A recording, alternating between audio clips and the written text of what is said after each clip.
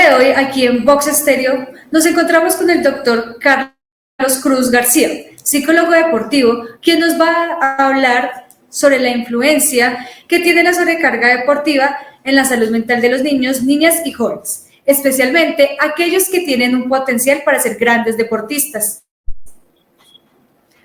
Doctor, buen día, ¿cómo se encuentra?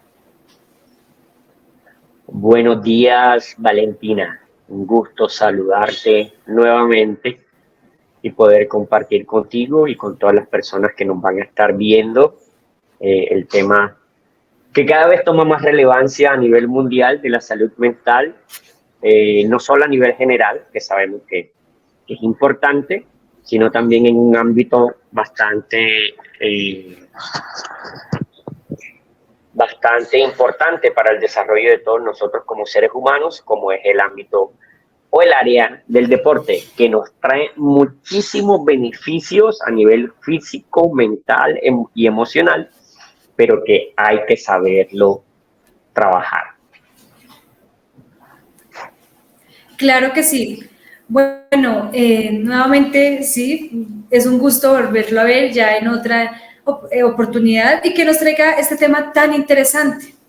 Iniciando con las preguntas, aquí en el Colegio Mayor Andino, nos gustaría saber cómo se define la sobrecarga deportiva y cuáles son las principales causas de su aparición en jóvenes, niñas y niños. Ok, es interesante. Bueno, el término sobrecarga no solamente lo podemos trabajar a nivel físico, sino también a nivel mental. ¿Sí? Por eso es tan importante tener claro de qué se trata. Y la sobrecarga se define como una exigencia en extremo o un programa no planificado, mal llevado del ejercicio sobre un deportista.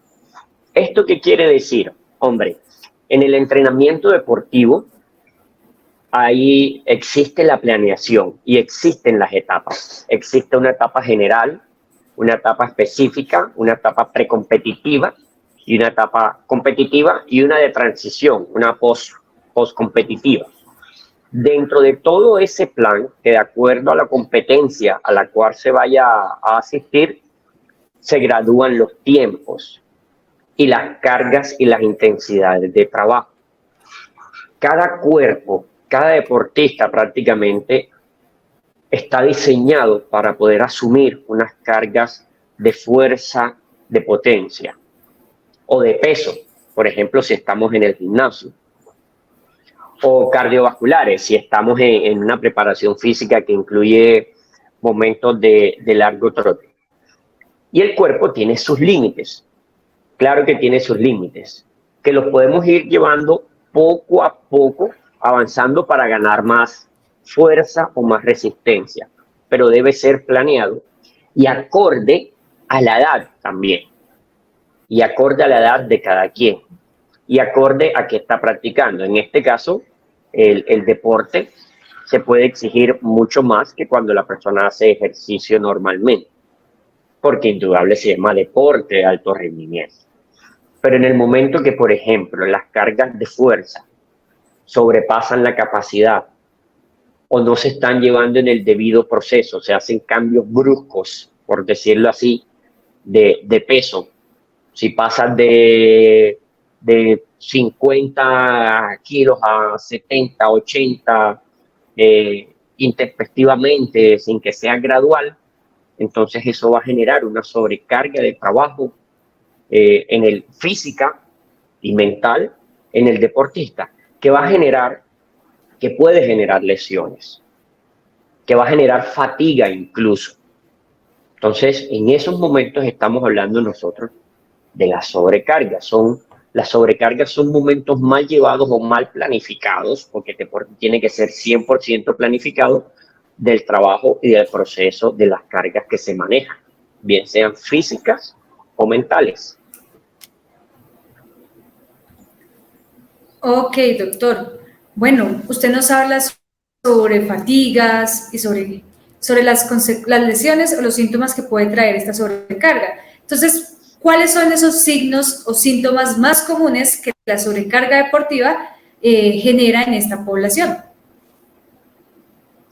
Bueno, indudablemente a nivel físico va a generar un cansancio, va a generar dolor, va a generar a veces rompimiento de las fibras musculares, vienen las lesiones o incluso las lesiones óseas, las fracturas, porque se cansa, se debilita, prácticamente se debilita el cuerpo. Y a nivel mental emocional puede venir la desmotivación. Nosotros en el lenguaje de la psicología deportiva hablamos de un burnout, que es como quemado. Entra la persona como en esos, que se le dice coloquialmente baches, que no rinde deportivamente, no le salen las cosas, siente que no está avanzando en su proceso, bien sea físico, técnico, táctico, y se desmotiva. Bueno, al punto de que se puede llegar a un momento de estados de ansiedad, de estados de depresión, porque el deportista se frustra al no conseguir lo que está buscando. Entonces se va a frustrar y eso va a generar algunos estados mentales como la ansiedad y la depresión. Inicialmente va a entrar en una desmotivación de no querer ir a practicar, de no esforzarse lo que se tiene que esforzar, y le van a seguir exigiendo sin darse cuenta y sin él saber lo que está sucediendo. Es ahí entonces en donde hay que tener el ojo clínico, tanto desde la preparación física, como desde la técnica, como desde la táctica y como desde la mental emocional, para saber que el deportista está manifestando esos síntomas de sobrecarga y que hay que hacer los ajustes, el acompañamiento, los correctivos del caso. Claro que sí. Bueno, hablando de esos síntomas de salud mental y de la desmotivación, la ansiedad que toda esta sobrecarga genera, ¿nos podría usted decir si la sobrecarga puede ser una de las consecuencias para la deserción del deportista? Sí, claro, totalmente porque entre otras cosas, el mundo del deporte es un mundo exigente en extremo, el de alto rendimiento. Es un mundo exigente en extremo. Casi que se trabaja algo que en todo momento se llama el exitismo, pero es como éxito constante, no se puede perder. Y no está bien, claro que no está bien. Entonces, claro que va a influir esa sobrecarga en la deserción, porque el deportista, estando en sobrecarga, a veces puede tener dolor y no decirlo, y se va a seguir exigiendo, y el entrenador le va a seguir exigiendo.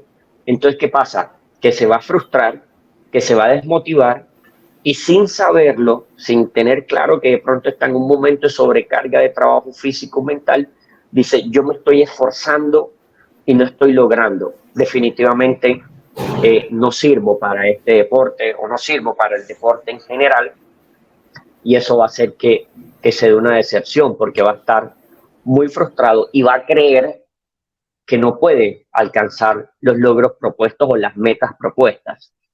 Por eso es tan importante la planificación, los objetivos, las metas que se quieren lograr, lo que se está buscando, cuáles son las competencias a las que vamos a ir, qué vamos a buscar en cada competencia para poder desprender de eso un plan de trabajo bien llevado que tiene que ir acompañado de la medicina deportiva, de la psicología deportiva, de la metodología deportiva, que son los planes de entrenamiento, y es una supervisión constante de cómo va evolucionando física, mental y emocionalmente ese deportista. Pero si no lo logra, entonces sí, claro. Y de hecho, las tasas de deserción son altas, sobre todo en jóvenes. Cuando los jóvenes llegan a los 14, 15, 16 años, ellos vienen bastante fatigados porque a veces no se hace la planeación adecuada de su proceso de entrenamiento, hay sobrecargas de trabajo, bajan el rendimiento, no obtienen los resultados que ellos quieren y se retiran.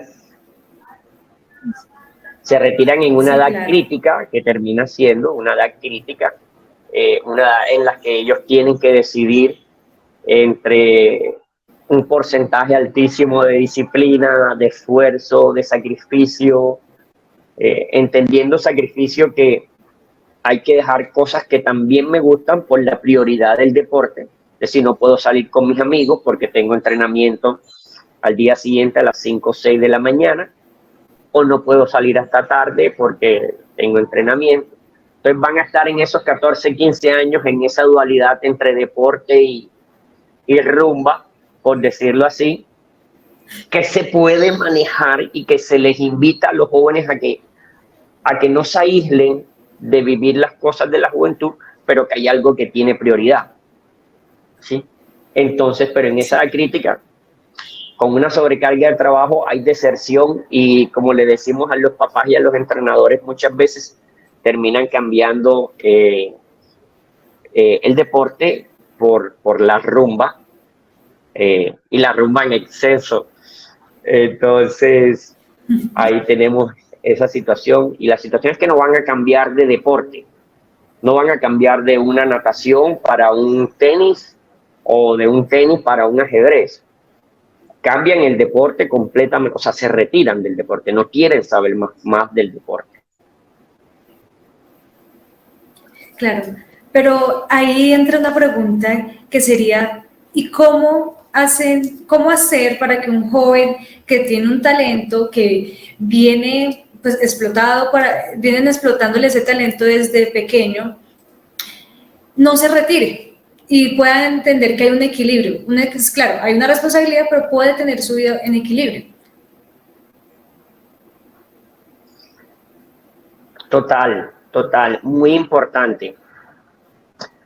Ahí hay que trabajar en una triada entre los entrenadores, entre los papás y, digamos, entre el resto de las ciencias aplicadas al deporte, dentro de lo que entra la medicina, como comentamos, e indudablemente la psicología deportiva tiene un papel muy relevante. Pero inicialmente los entrenadores. Nuestros entrenadores deben estar bastante preparados en las diferentes áreas. No quiere decir que el entrenador vaya a ser el médico, el psicólogo y el metodólogo al mismo tiempo, pero sí debe tener los conocimientos claros y básicos para poder conversar y entender lo que dice la medicina, lo que dice la psicología o lo que dice el preparador físico o metodólogo. Sí, estamos hablando del director técnico que normalmente va a manejar toda la parte técnico-táctica y estratégica con un equipo ideal de trabajo. Entonces, es poder darse cuenta y reconocer de pronto que tal vez dentro de la planeación del trabajo hubo una equivocación, e indudablemente lo primero que hay que hacer es bajar las cargas de trabajo con este deportista, hacer los ajustes, ¿sí? Darle el tiempo de recuperación, darle un tiempo de descanso que necesite, que no necesariamente implica dejar la actividad, dejar de entrenar, porque puede en ese momento bajar cargas y decirle, mira, solo vamos a hacer un poquito de trote, solo vamos a hacer, yo recomiendo, a mí particularmente me gusta mucho, tanto en los procesos de preparación como en esos procesos de transición, la natación suave, más recreativa que de alto rendimiento, pero que ayudan a un mantenimiento de la forma física e incluso mental.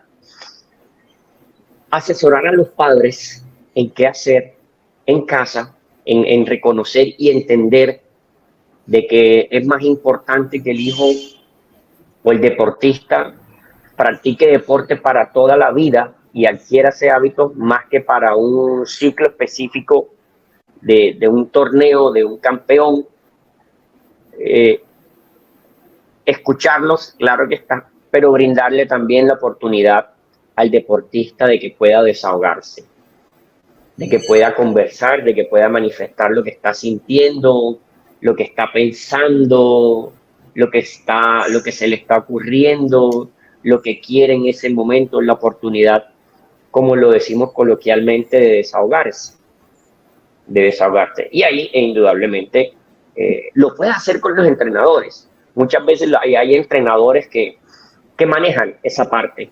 Como buenos líderes deben manejar esa parte de la que nosotros llamamos la comunicación empática, ¿sí? Pero que el deportista tenga eso e invitarlo y decirle que lo puede hacer, ¿no? Porque a veces se puede malinterpretar en que comentar cómo me estoy sintiendo en el ámbito del deporte se puede malinterpretar como debilidad. Y el deportista muchas veces evita comentar cómo se está sintiendo por pensar que va a ser entendido como debilidad o algo así, o que no quiere y esto, lo otro, pero darle esa oportunidad. Es un trabajo integral desde las diferentes áreas. Es recuperación física, es recuperación mental, enseñarle los ejercicios de relajación a través de la respiración que ayudan muchísimo a manejar los estados de ansiedad, a manejar los estados depresivos, a manejar incluso las tristezas, ayudarles a entender de que las emociones y los sentimientos hacen parte natural de nuestra humanidad. Sentir rabia, sentir tristeza, sentir la alegría, pero también entender que hay que manejarlos. A mí me gusta más el término manejo que el término control, así que yo los invito a manejarlos. ¿A qué hacemos con eso que estamos sintiendo en ese momento? Partiendo desde el punto de que hay que expresarlo. Claro que sí. Definitivamente el expresar lo es todo, el saber cómo y decir lo que uno siente lo es todo, tanto en el deporte como en la educación, en todo, ¿cierto? Totalmente, es clave, eso es clave, y por eso mi expresión así, incluso abriendo los ojos ahorita, es determinante el poder comunicarnos, el poder transmitir, el poder expresarnos, es de mucha salud. O sea, es que la cuestión no es solo de comunicación, la cuestión es de salud. La cuestión es de salud. Mira, y te cuento aquí, aprovechando algo que me ha sucedido varias veces. Nosotros los psicólogos aprendemos a leer el lenguaje corporal de las personas, ¿sí? Aprendemos a leerlo. Y muchas veces cuando yo saludo a alguien, en su saludo percibo, ojo, no adivino, porque no soy adivino, es una percepción, que quede claro, ¿sí? Y me dicen, y yo pregunto, ¿cómo estás? Y me dicen, bien.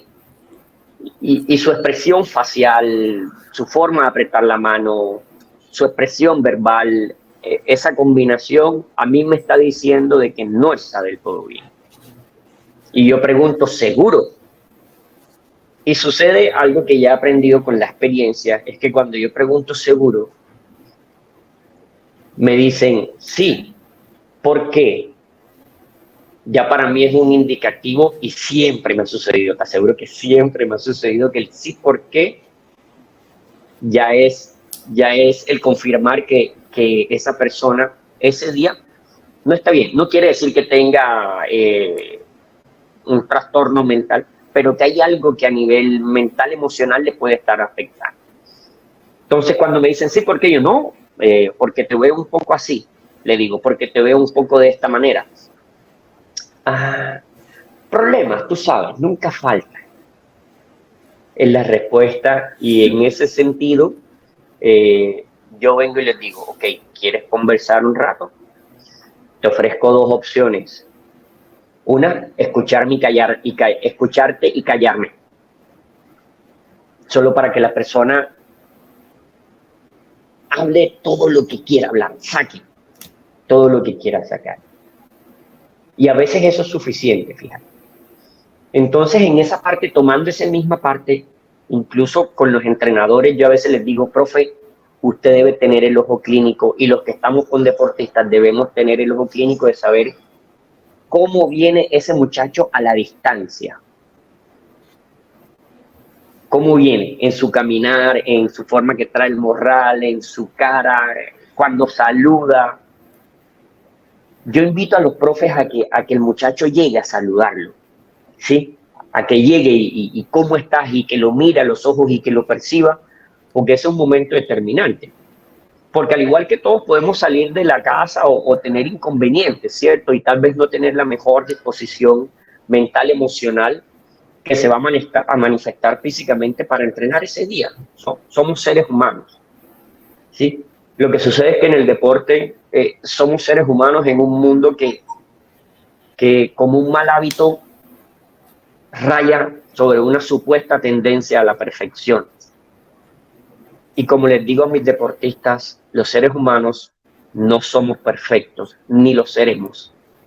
Sí somos perfectibles, y la perfectibilidad es la constante intención de hacer las cosas bien. Eso sí, esforcémonos en todo lo que nosotros podamos hacerlo en nuestra profesión, como papás, como hijos, como deportistas, como entrenadores, como profesionales, como amigos.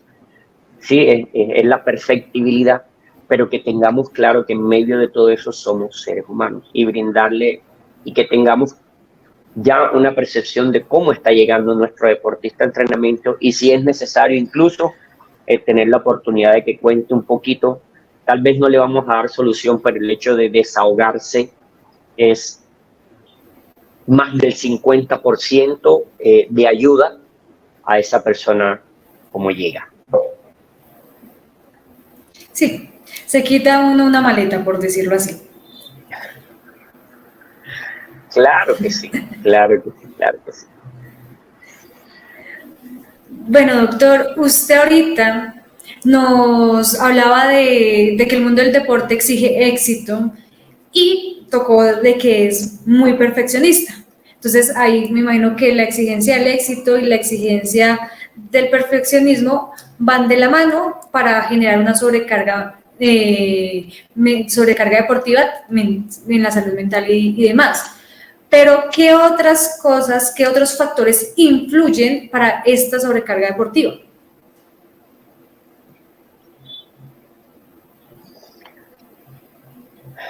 Normal, las presiones. El deportista de alto rendimiento, el deportista profesional, maneja altas cargas de presiones. Por ejemplo, un patrocinador. Una empresa patrocinadora dice, yo te patrocino porque tú eres el número uno. Y necesitamos que seas el número uno porque nuestra marca no puede estar con el número dos.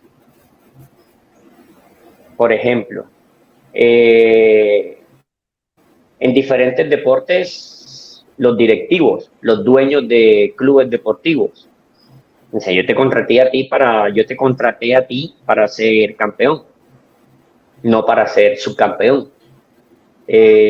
Con los adolescentes, mira que con los niños que empiezan 9, 10, 11, 12 años, a veces los papás también generan una presión, y en vez de preguntarle cómo te sentiste, cómo te fue hoy, la pregunta es, ¿ganaste? ¿Perdiste? ¿Lo hiciste bien? Y si considera que no lo hizo bien, o si el papá lo estuvo viendo en entrenamiento, y es de los tipos de padres que a veces se creen entrenadores, o que quieren que el hijo haga lo que él no hizo cuando en su juventud, generan unas cargas altas de presión que terminan llevando al deportista en sobrecargas de trabajo, porque a veces hay un buen plan, pero de pronto no hay el deportista a exigirse, entra en la sobrecarga de trabajo. Y hay deportistas que a veces tienen un muy buen plan de trabajo, pero por las presiones comienzan a hacer supuestos ejercicios en otros lados sin decirle a sus entrenadores, ¿ya? Entonces, el deportista que dice, hizo su trabajo y después de ahí se va sin decirle a nadie a un gimnasio porque cree que haciendo más gimnasio va a ser mejor. O se va de ahí y dice, voy a seguir trotando porque trotando más voy a ser mejor. Y ahí caen precisamente en las sobrecargas de trabajo, producto, como lo decíamos ahora, de esas exigencias externas, que pueden ser patrocinadores, que pueden ser los directivos, dueños de clubes, o que pueden ser los papás. Entonces ellos caen en la sobrecarga de trabajo y tratando de responder a esas presiones, e incluso una consecuencia a veces es que terminan utilizando sustancias no adecuadas, inyecciones y todas esas cosas que desafortunadamente se ven en el mundo del deporte de mala manera, pero puede ser producto de tratar de asumir las presiones que están recibiendo los deportistas. Sí. Bueno, doctor, usted nos explica que también los padres, cómo guiar o cómo ayudar a los padres que en su afán de querer apoyar, porque más que todo es el querer demostrar que lo apoyan, que están ahí, generan esa sobrecarga en el joven, en los niños. ¿Cómo guiarlos? Bueno, gracias por esa pregunta y te digo que me encanta. A mí me encanta hablar con los papás cuando de pronto llegan al centro de entrenamiento acá. Hay papás que, por ejemplo, dicen, mira, mi hijo tiene 10 años y él se frustra. Cuando no le salen las cosas bien, él se frustra. Y yo le digo que qué bueno, papá, que tu hijo se frustre o no puede frustrarse. Hay veces que como que los niños no pueden sentir si no les salen las cosas bien. Sí, tiene 10 años, tranquilo. Pero bueno, me encanta. Y precisamente, mira, lo más importante es que los papás tengamos claro cuáles son los objetivos de la práctica deportiva. ¿Cuál es el objetivo principal? El objetivo principal de la práctica deportiva es la diversión. El objetivo principal de la práctica deportiva es la formación.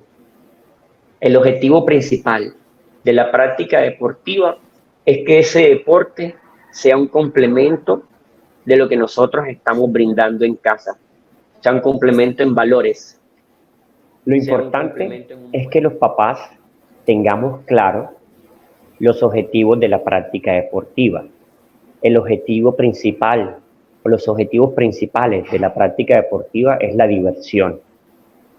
El objetivo principal de la práctica deportiva es la formación, que sea un complemento de los valores que nosotros estamos brindando en casa. Que tengamos muy claro que no es un fin, sino que es un medio para el desarrollo de la personalidad de nuestros hijos. Es más importante que la práctica deportiva de nuestros hijos tenga como meta el hábito o la filosofía de vida del ejercicio a que sea exclusivamente para que vaya a ser un deportista profesional. ¿Sí? Eso es muy importante que los papás lo tengamos claro, que podamos acompañar a nuestros hijos. Y si lo tenemos claro, entonces vamos a acompañar adecuadamente a nuestros hijos. Claro, tenemos que apoyarlos, debemos acompañarlos a sus prácticas deportivas, a sus festivales o competencias, estar ahí para cuando se sientan tristes, que de pronto el mismo niño se esfuerce en conseguir cosas y tal vez no le salgan. Pero no podemos ser un generador de presión más a la presión que ya existe por el hecho de lograr cosas o alcanzar metas dentro del mismo deporte. A veces sucede que el deporte termina siendo, no por el deporte en sí, sino por cómo lo manejamos los papás, un generador de estrés dentro de la casa. Hay veces que los papás llevan a los deportistas, a sus hijos, a la práctica deportiva, y en la llevada de la casa al sitio de entrenamiento se vuelve un caos. Entender que hay un profesional que está dirigiendo el entrenamiento de nuestros hijos. Claro, nos corresponde a nosotros como papás saber si es un profesional idóneo, estudiado, preparado, que maneja la comunicación, para que nosotros podamos simplemente estar ahí acompañando a nuestros hijos, no querer ser los entrenadores, ¿sí? No querer saber más que el entrenador, no decir es que ese entrenador no sirve, porque estamos enviando, los niños o los deportistas comienzan a tener un doble mensaje y de hecho comienzan a decirle al entrenador, no, este entrenador no sirve. No sirve si no está preparado. Claro que no va a servir, pero si es un deportista idóneo, un entrenador idóneo, que ha hecho sus estudios universitarios y que de pronto los combina con que también fue deportista y tiene la experiencia y puede hacer la combinación interesante, pues hay que respetar. En caso tal, si el papá no está muy a gusto, pues simplemente averigüe, indague por otro club, averigüe cómo es, quiénes son los profesionales, cómo se manejan, cómo son los entrenamientos, y si quiere, cámbielo. Pero nunca hable mal del entrenador, nunca desautorice el entrenador. Claro, hay entrenadores de entrenadores. Y se estila muchas veces que hay que tratar mal al deportista, y en eso estamos equivocados. Tanto entrenadores como papás. No hay necesidad de faltar el respeto en los entrenamientos ni en las competencias. Eso no está bien. No está dentro de la práctica deportiva. Pero siguiendo con nosotros los papás, es importante que nosotros tengamos claro que el deporte es un medio y no un fin. Le puede brindar muchas cosas, y si lo llevamos bien, el niño dice, bien para el deporte profesional, bien para conseguir una beca universitaria a través del deporte, maravilloso, bien para generar como decimos acá, un campeón de la vida, que termina siendo más importante que otras cosas, un hábito de vida saludable, de hacer ejercicio, de desintoxicarse a través de ejercicio, de manejar estrés a través de ejercicio, de mantener nuestras neuronas activas a través de ejercicio, porque hoy en día hay muchas investigaciones de las que hablan que los beneficios a nivel neuronal, cerebral, cognitivo, mental, emocional, indudablemente físico, del deporte, son maravillosos y son muchísimos, o del ejercicio. Entonces los papás debemos tener en cuenta ese detalle. No querramos fabricar un campeón, no se trata de fabricar un campeón. No hay afán, cada niño tiene su proceso. No comparemos a nuestros hijos con los demás deportistas, ni siquiera con un hermano que practica deporte. Eso hay que entenderlo, que cada deportista tiene su proceso, tiene su tiempo también. No hay que querer madurar o adelantar los procesos. En eso es claro, y siempre les diré, un bebé primero gatea y después camina y después sigue. Los papás debemos tener claro que en la vida todos son de proceso y que en el deporte mucho más. Y que lo más importante es que nuestro hijo genere el hábito de vida saludable para todos sus años. Claro que sí, doctor. Bueno, ya finalizando esta entrevista tan enriquecedora, tan educativa, que quita muchas dudas y orienta hacia crear y mejorar la salud del deportista, de los futuros deportistas. ¿Qué recomendaciones daría a la tríada que usted nos mencionó anteriormente sobre cómo promover una práctica deportiva saludable y evitar la sobrecarga en estos estudiantes, en estos niños, jóvenes, niños y niñas que practican un deporte? y que lo practican más hacia llegar a ser profesionales, que tenemos aquí en el municipio varios estudiantes, varios futuros deportistas de deporte del municipio como personas que lo practican por simple gusto. Bien, mira, Valentina, como te decía, partamos de un principio. Cuando nuestro hijo nos diga, quiero practicar deporte, de entrada lo que debemos tener de norte es que nuestro hijo se acostumbre a hacer ejercicio. ¿Okay? Cuando él decide la práctica deportiva de alto rendimiento, de altos logros profesional, es muy importante que podamos tener las ciencias que aplican. ¿Qué quiere decir? Que podamos estar acompañados en la medida de las posibilidades de los profesionales especialistas de esa área. Por ejemplo, la medicina deportiva. Es muy importante que el deportista haga un proceso de seguimiento, de acompañamiento del médico deportólogo, que vaya revisando, que le mande exámenes, que evalúe una hemoglobina, que de la mano con una nutricionista esté pendiente de todo el aspecto de una dieta deportiva, por decirlo así, que trabaje la parte de la mano de un fisioterapeuta en la parte de prevención de lesiones, que trabaje indudablemente de la parte de un psicólogo deportivo para el desarrollo de sus habilidades cognitivas, de sus habilidades mentales, de sus habilidades emocionales, para que pueda aprender a desarrollar la capacidad de manejar las presiones que siempre van a existir en el deporte, las presiones, las frustraciones, entender que la equivocación, por ejemplo, hace parte del deporte, que el deporte es de ganar y de perder, pero sobre todo de un aprendizaje constante de cada momento que se vive en el deporte. Entonces, en esa tríada es muy importante que tengamos claro cuál es el rol, la función que cumple cada uno, y que en todo momento acompañemos al deportista con el objetivo de brindarle un bienestar al ser humano, primero al ser humano. Tanto el director técnico como el preparador físico, como el metodólogo, como el médico, como el fisioterapeuta, como el kinesiólogo, como el psicólogo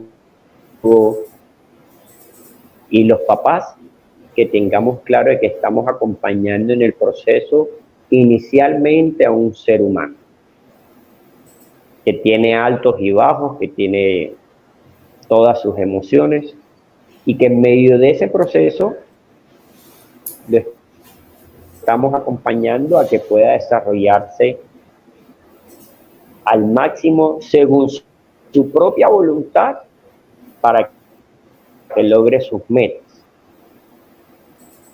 Invitarlo a que entienda que es importante que se deje asesorar, claro que sí, que se deje acompañar, de que cada ciencia que hoy en día aplica el deporte aporta en su desarrollo, aporta en el logro de sus metas, aporta en su preparación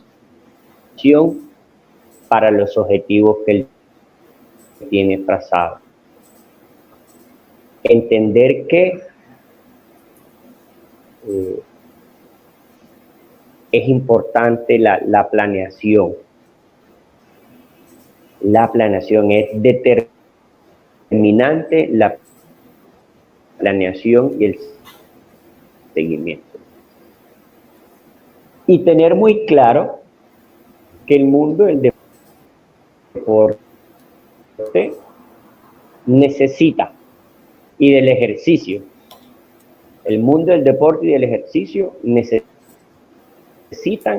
de porcentajes altos de disciplina, de porcentajes altos de esfuerzo, de porcentajes altos de sacrificio, de constancia y de perseverancia. Tal cual como es el diario vivir de nosotros. Tal cual como es el diario vivir de nosotros.